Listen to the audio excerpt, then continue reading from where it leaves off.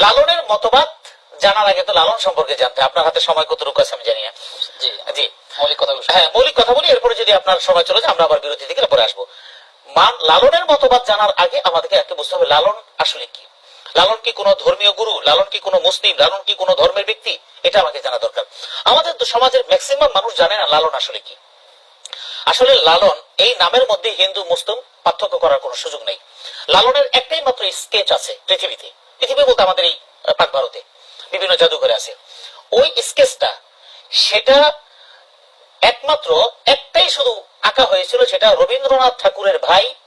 সেটা হলো তিনি পদ্মা নদীর বোটের মধ্যে পার হচ্ছিলেন, সেখানে বসে তিনি স্কেচটা এঁকেছিলেন।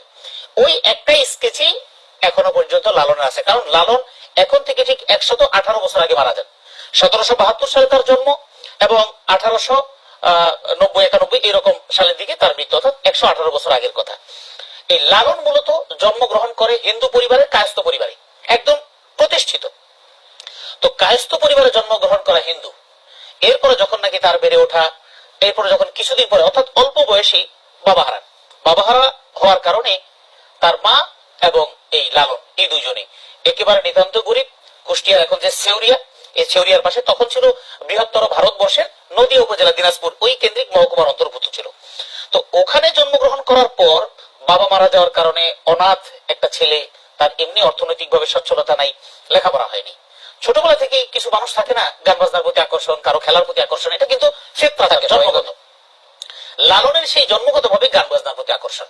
তো পার্শ্ববর্তী সবই তো ছিল হিন্দু, কুষ্টিয়ার এখনকার যে সেউরিয়া আশেপাশে যে জায়গাগুলো আছে, তো এই জায়গায় হিন্দু মানুষ ছিল বেশি, যেখানে কীর্তন হতো, আরো বিভিন্ন গান বাজনা হতো।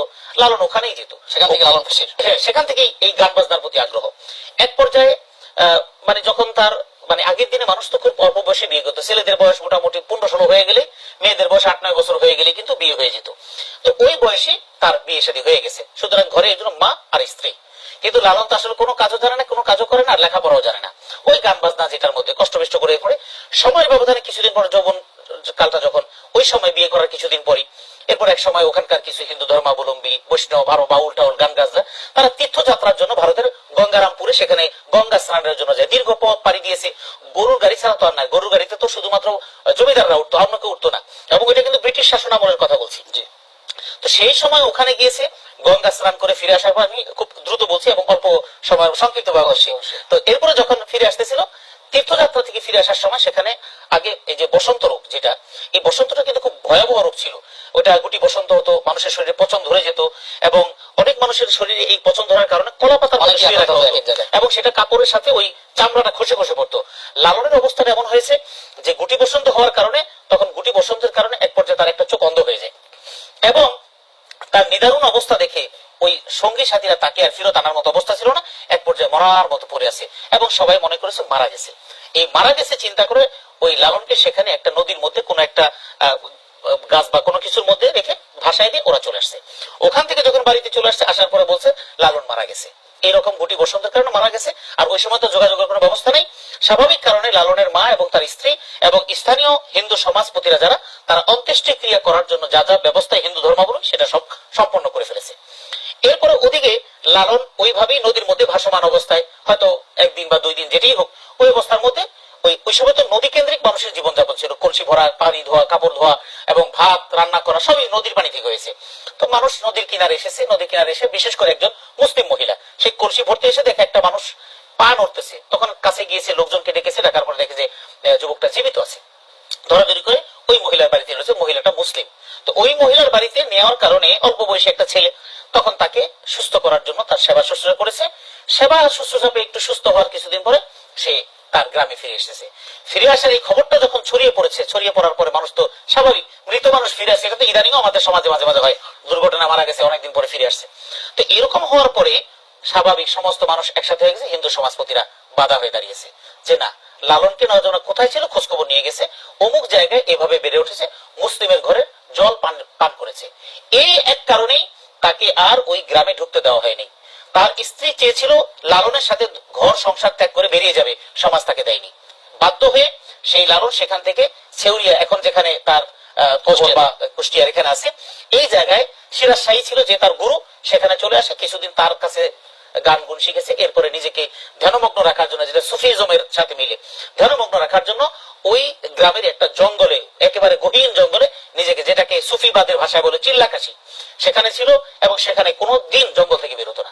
আশেপাশের মানুষজন সবাই যখন খোঁজ খবর বলে, কারণ নিজের জন্মস্থান থেকে একটু দূরে, মানুষজন জমা হতে থাকলো, এমন একজন সুফি আইছে, এমন একজন আসছে।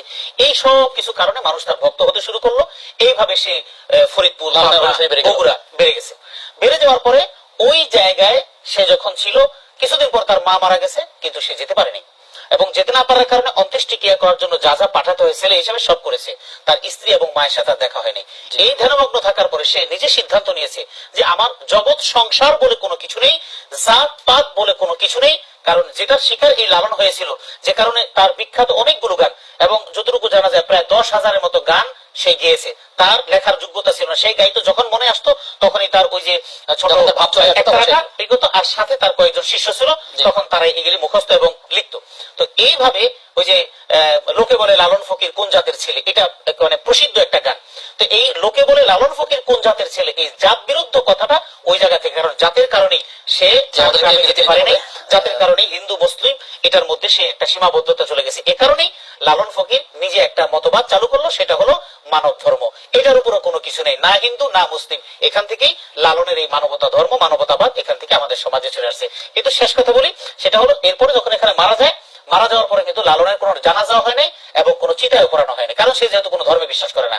স্থানীয় লোকেরা তখন একটা কবরের মতো গর্ত করলো, এরপর তাকে চাপা দিয়ে দিল। পরবর্তী প্রজন্ম এসে এখন তো যা হওয়ার তাই হয়ে গেছে, যেভাবে মাজার হয় সেভাবে লালনের একটা বিশাল বড় আখড়া হয়ে গেছে। এখন পৃথিবীর যত গাঞ্জাখোর আছে সব লালনের আখড়ায় যায় এবং গাঞ্জা খায়। এটাই এখন ওই বাউলদের মধ্যে পীর। এটি হলো লালনের স্বাভাবিক অবস্থা, এটি হলো মতবাদ।